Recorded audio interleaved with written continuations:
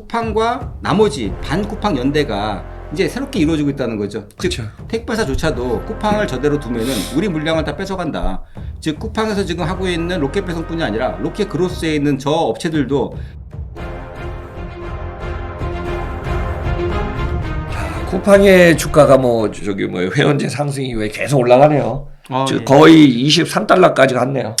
예. 자, 어디까지 올라갈까요? 쿠팡 주가. 저도 좀 궁금하긴 합니다. 거의 뭐 몇 년 동안 쿠팡 봐왔던 주가 중에는 최고치를 네. 지금 찍고 있는 것 같아서 네. 항상 보면은 40조를 못 넘었지 않습니까? 그렇죠. 한 16달러, 17달러, 39조, 40조 왔다 갔다 하다가 네. 56조까지 갔으니까 진짜 단기간에 급격하게 늘어나는 것 같아요. 네. 회원수도 많이 늘어난 만큼 또 이번에 이슈가 있었던 게 멤버십 전환을 하면서 가격 인상을 갖다 결정하면서 이제 미국 기업이다 보니까 아무래도 이제 그 인상된 금액만큼 이익이 예상이 되기 때문에 그래서 이 효과가 여기에 더 크게 나왔던 것 같습니다. 그렇죠. 수익성이 확보된다. 그런 것도 그렇죠. 기대감도 있고요. 예, 뭐 1조 3,200억 정도의 멤버십 비용이 앞으로 이제 수입으로 연간 수입으로 잡히니까 이전에 이제 뭐 한 8천억대인 거 비하면은 한 5천억 정도의 순수익 증가 효과가 있다고 보는 거죠. 그렇죠. 다만 이제 이게 과연 일회성으로 끝날지 그리고 과연 이게 내년도도 볼 거 없고 이제 분기별로 발표가 되기 때문에 회원수가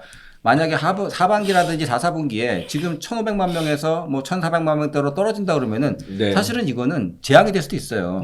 뭐 앞에서 말씀드렸지만 멤버가 만약에 1,500만 명으로 유지가 되는 상태 혹은 정말 소폭 한 2, 30만 명 감소한다? 그 정도까지는 시장에서 받아들일 수 있겠지만 네. 사실은 이게 뭐 어떻게 보면 100만 명 단위로 떨어질 수 있는 요건은 충분하다는 게 뭐 말씀드린 것처럼 라이트 유저 중심으로 충분히 그런 부분들에서 이탈한다 그러면은 문제는 회비가 아니거든요. 연회비가 1년에 5천억 플러스가 난다. 만약에 20%의 고객이 이탈하더라도 한 2천억 정도 흑자가 날 거라고 보고 있어요. 그런데 만약에 쿠팡 고객이 지금 1,500만 명에서 이 멤버가 1,300만 명으로 떨어지더라도 그냥 순수하게 회원 비만만 따진다 그러면은 거의 2천억 가까운 영업이익 증가가 예상이 되는데 문제는 지금 그 영업이익 증가가 그게 중요한 게 아니라 그 200만 명이 떨어져 나갔을 때 거기에 객단가가 같이 떨어진다는 거죠. 그리고 고객이 통째로 이탈한다는 거죠. 즉 지금 시장에서는 멤버를 갖다 인상하게 되면은 뭐 1, 2만 명이 빠져나가더라도 쿠팡에는 무조건 도움이 될 거야. 이런 식으로 해석하시는 분도 있는데 진짜 위험하다는 생각은 하고 있어요. 거기서 100만 명이라도 빠져나갔다. 그 순간에 오히려 제로섬 게임에서 쿠팡에서 빠져나간 고객이 네이버로 가고 알리익스프레스로 가고 테무로 가고 숙닷컴으로 가는 순간에 시장 판도가 다시 짜질 수도 있다는 거죠. 저도 요번에 이제 공감하는 게 기업이 이제 매출 규모가 우상향으로 계속 올라가는 상황에서 정체되든가 꺾이기 시작하면은 이게 지금 내리막길 아닙니까? 네, 자, 맞습니다. 매출도 그런 상황이고 또 그다음에 회원수 같은 경우 거의 한 1,500명, 1,500만 명 고점을 예상했는데 거기까지는 간 것 같아요. 근데 이게 만약에 100, 200 이렇게 뚝뚝 떨어져서 말씀하신 대로 어떻게 우리가 이제 헤비 유저가 아니라 라이트 뭐 객단가가 낮고 횟수가 적은 뭐 젊은 층이 되겠지만은 그런 쪽이 만약에 이제 이탈하는 게 이제 숫자가 많아지면은 결국은 매출 객단가 영향도 있지만은 그만큼 이제 투자하고 차세대 비즈니스에 여기에 새로운 돌파구가 좀 만들어가는데 제동이 걸리겠죠. 예, 맞습니다. 그러니까 이런 게 좀 걱정이 되네요. 주가는 당분간은 뭐 조정 국면 갈 것 같습니다. 예. 맞습니다. 그리고 이제 그게 보면은 우리나라 이제 이커머스 시장 자체가 정체에 지금 들어가지 않습니까? 네. 이제 두 자릿수 성장에서 한 자리로 떨어지고 이제는 한 자리도 중간으로 꺾이고 있는데 229조 시장이 언제까지 뭐 300조, 400조까지 올라갈 수는 없을 거고 시장은 이미 뭐 오프라인 시장이나 온라인 시장이나 거의 비슷하게 정체를 겪고 있는 와중이기 때문에 제로섬 게임이 될 수밖에 없는 상황에서 지금은 이제는 무한 매출이 올라가는 시기가 아니라는 거죠. 네. 2,200만 명이 우리나라 가구 수가 2,200만 가구인데 그 중에서 65세 이상 가구가 1,000만이에요. 즉 쿠팡이 지금 1,500만 명의 회원을 가지고 있다는 거는 가구 수로 본다면은 이미 1,500만 가구다. 그렇게 따진다면은 나머지 쿠팡이 모을 수 있는 가구는 대부분이 65세 이상의 초고령 가구 외에는 안 남았다는 거죠. 네. 그리고 남은 게 뭐 강원도라든지 호남권이라든지 경상북도라든지 지금 쿠팡에서 로켓 배송 서비스 하지 못하는 구역이 있는데 그 구역에서 쿠팡이 멤버를 모으기 위해서는 엄청난 비용이 들어간다는 거죠. 네. 기존에 있는 서비스 영역으로 본다면 물류 밀도가 높기 때문에 우리나라는 도시국가지 않습니까? 전체 인구 90%가 92%죠. 92%가 19%에 살고 있어요. 네. 19%라는 도시에 전체 인구의 92%가 사는 그게 우리나라의 현실인데 그렇죠. 지금까지 쿠팡이 깔아놨던 거는 진짜 거의 한 80%, 85%의 고객들을 잡아놨어요. 그거를 15%밖에 안 되는 물류 인프라를 까서 가능한 부분인데요.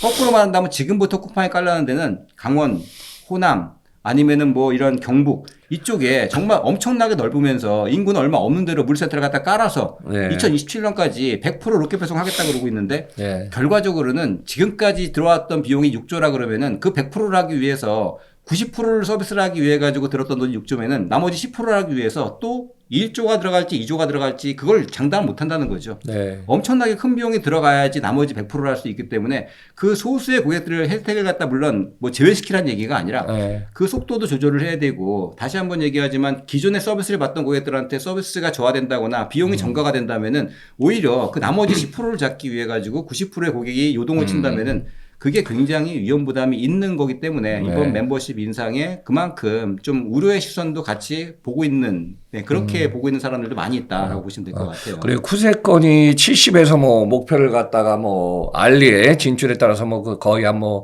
90이라고 했는데 뭐 아마 유통 물류를 한 같이 지금까지 오랜 동안 하면은 권역이 넓고 밀집도가 낮은 데는 그렇게 물류센터를 하면 할수록 돈이 적자거든요.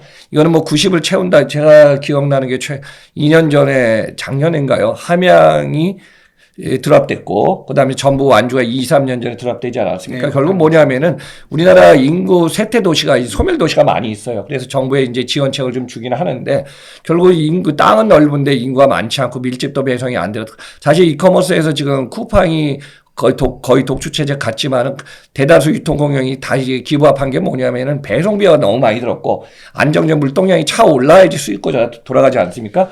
자, 이런 상황에서 전국을 갖다 후세권을 90을 가져가면서 비용을 쏟아본다? 저는 이게 사실 실현하려면은 실현을 하겠죠. 그렇지만은 어떻게 보면 저기 국민 소비자 입장에서는 좋지만은 기업 입장에서는 비용 차원에서 상당히 진짜 손실이 크지 않나 이렇게 보고 그렇죠. 있습니다. 예. 지금 쿠팡이 물류비가 여태까지는 적자가 굉장히 컸기 때문에 쿠팡이 지난 10년간 영업 적자가 6조가 났었거든요.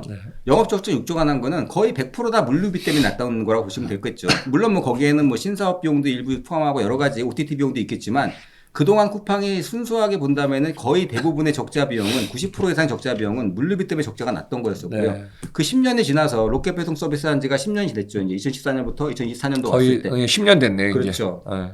7년에서 8년이 들어갔을 때 그때 비로소 물류에서는 흑자가 나기 시작한 거예요. 즉 옛날에는 쿠팡의 로켓 배송 차량이 한 차에 보통 뭐 한 120개, 130개 싣고 다니던 게 지금은 400개 싣고 다니고 있거든요.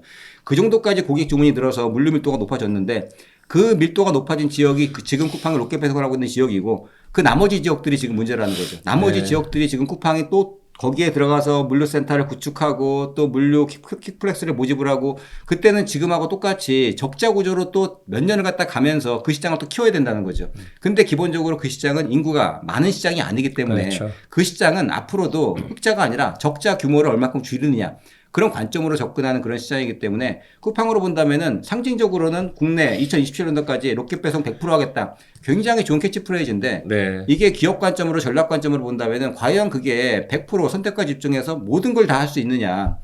그게 과연 그렇게 하고도 모든 고객을 만족시킬 수 있느냐. 그 관점으로는 다시 한번 볼 필요가 있다는 거고요. 그런 관점에서는 네이버 같은 경우가 이 라이트에셋이라는 그 개념 자체가 여태까지는 그 네이버한테는 물류를 계속 확대하면서도 적자를 보지 않고 흑자를 나게 해줬는데 본격적으로 이제 네이버가 쿠팡의 취약 부분을 파고 들어가면서 무료 배송, 당일 배송, 새벽 배송을 할 수 있다. 근데 네이버는 절대로 지금 쿠팡이 가고자 하는 그런 뭐 강원권이라든지 호남권 그쪽으로는 안 간다는 거죠. 그렇죠. 수도권만 집중을 해가지고 수도권에다가만 배송 밀도 높은 데다가만 대한통운이나 뭐 파스토라든지 그런 데랑 계속 파일을 키워가지고 그 물류비를 낮춰준다 그러면은 네이버가 비용 들어가면서 거기서 밀도가 높은 데다가 쿠팡 물량을 갖다 뺏어오기 시작한다면은 네이버 쿠팡이 그 멀리 광야로 나갔을 때 네이버는 네. 진짜 알짜배기 그 수도권을 거기서 야금야금 파고먹어 들어가면서 거기서 쿠팡에서 여태까지 독점으로 갖고 있던 부분들을 지분을 뺏어간다 그러면은 저는 새로운 게임이 된다고도 보는 거예요. 그래서 쿠팡이 단순하게 이거를 우리나라 100% 목표가 아니고 대만 로켓 배송 목표가 아니라 국내에 지금까지 하고 있던 부분들을 단단하게 다지지 않고 그리고 그 집을 비운다면은 굉장히 큰 재앙이 될 수 있다는 생각을 다시 한번 좀 하고 있는 거죠. 아, 갑자기 그 전에 이제 유통할 때 막 교수님 도미넌트 전략 기억나십니까? 점포를 갖다 이제 우리가 오프라인 할 때 보면 다전파시켜서 전국을 갖다 다 까는 기업이 있는가 하면 유통기업이죠. 어디 수도권을 집중적으로 공략하면서 이 사이즈를 확대하는 경우가 있거든요. 여기 따라서 이제 배송을 갖다가 이제 도미넌트 전략을 하면 점포에 맞게끔 하는 건데 저는 갑자기 이 생각이 좀 드네요.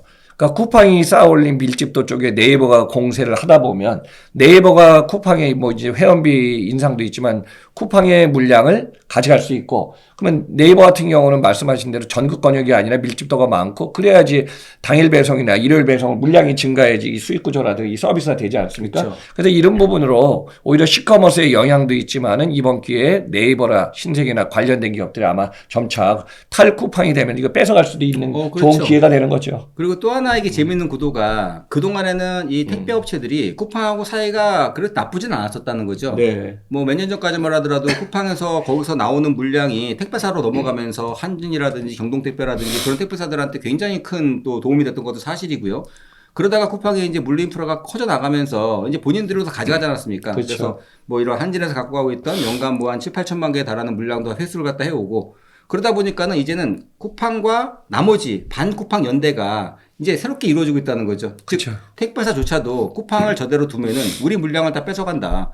즉 쿠팡에서 지금 하고 있는 로켓 배송뿐이 아니라 로켓 그로스에 있는 저 업체들도 사실은 이게 우리 고객이었는데 로켓 그로스로 판매하게 되면은 그거는 쿠팡에서 배송하는 게 아니라 바로 한진이나 대한통운에서 배송을 했었기 때문에 네. 그래서 쿠팡하고 항상 적을 둘라 그러지 않고 어느 정도까지는 좀 좋은 관계를 유지하려고 그랬다는 거죠.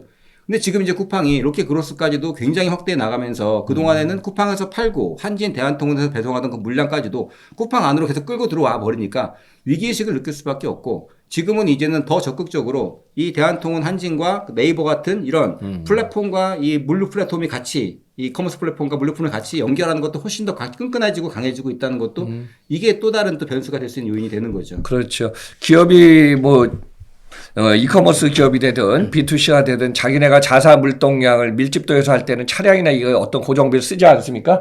근데 그게 안 되기 때문에 대부분 이제 택배를 통해서 전국 배송, 이게 인프라가 잘 되어 있는 이제 택배 회사를 맡기는 거고 쿠팡도 진행하면서 지금까지는 판매자 물건이라든가 기존에 로켓크로스 들어오기 전까지는 다 어디에요? 한진, 대한통운, 로젠이 했지 않았습니까?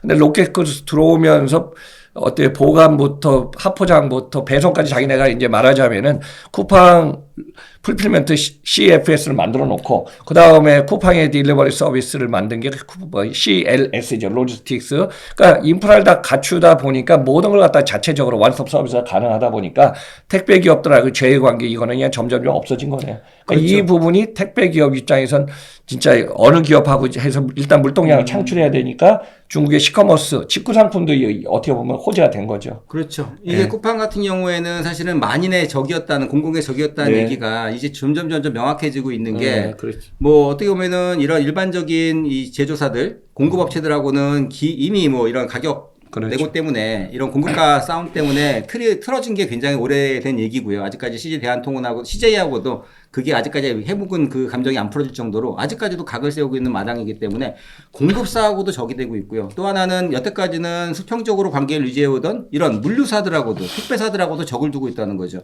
결과적으로는 쿠팡 대 반쿠팡이 이제는 이 모든 분야로 다 퍼져나가는 상황이기 때문에 반대로 얘기한다면은 대한통운이나 한진 같은 물류사들은 네이버는 크면 클수록 본인들한테 유리하다는 거죠. 네이버가 아무리 커진다고 하더라도 직접 택배를 하진 않기 때문에 네이버가 커져서 쿠팡의 물량을 뺏어오면은 이제 그게 본인들의 물량이 되는 거죠. 그렇기 때문에 어떻게 보면은 지금 이런 택배사들 중심으로 한 물류 기업들은 쿠팡이 아니라 네이버 쪽으로 힘을 실어줄 수밖에 없는 상황이 되는 부분이고요. 거기다가 또 이제 만약에 이건 가설이지만 이를테면 알리익스프레스하고 뭐 이런 대한통운하고도 연계가 되지만 또 이제 네이버하고도 사실은 적이기도 하지만 언젠가는 또 다시 한번 합칠 수도 있겠죠. 쿠팡 대 반쿠팡 연대 싸움으로 가서 일단 쿠팡을 힘을 뺀 다음에 그 다음에 다시 이제 시장이 재편될 가능성도 있기 때문에 그래서 이번에 제일 중요한 시기에 이 멤버십 비용이 인상되면서 시장 판도가 흔들리고 있다. 여기서 또다시 뭔가 또 다른 또 이 패러다임 바뀌는 부분이 나올 수 있지 않을까. 조심스럽게 보고 있습니다. 그래.